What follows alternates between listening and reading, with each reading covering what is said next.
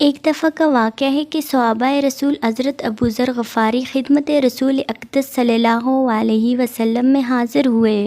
سلام کے بعد عرض کیا کہ اے اللہ کے رسول، میں جنگل میں اپنی بھیڑیں چرا رہا تھا۔ جب نماز کا وقت ہوا تو میں نماز پڑھنے لگا۔ اس وقت ایک بھیڑیا آیا اور اس نے ایک دمبا اٹھا لیا۔ اچانک ایک شیر نے اس بھیڑیے پر حملہ کیا اور دمبے کو چھڑا کر میری بھیڑوں کی رکھوالی کرنے لگا۔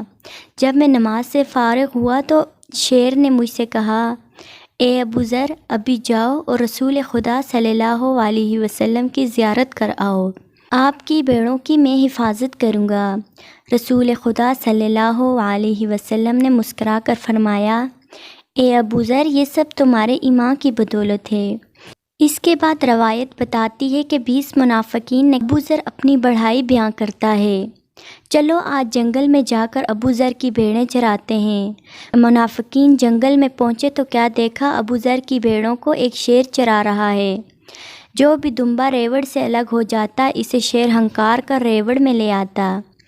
منافقین کو دیکھ کر شیر بقدرت خدا ان سے مخاطب ہوا، اے گروہ منافقین، یہ تو ابو ذر کے ایمان اور معرفت کی بلندی ہے کہ میں اس کے جانوروں کو چرا رہا ہوں۔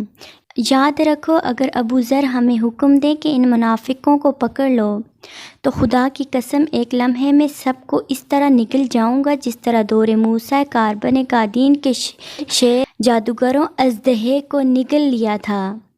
امید کرتی ہوں کہ آپ کو آج کی ویڈیو پسند آئی ہوگی، اور مزید اس طرح کی ویڈیو دیکھنے کے لیے ہمارا چینل سبسکرائب کریں۔ ملتے ہیں نیکسٹ ویڈیو میں، تب تک کے لیے اللہ حافظ۔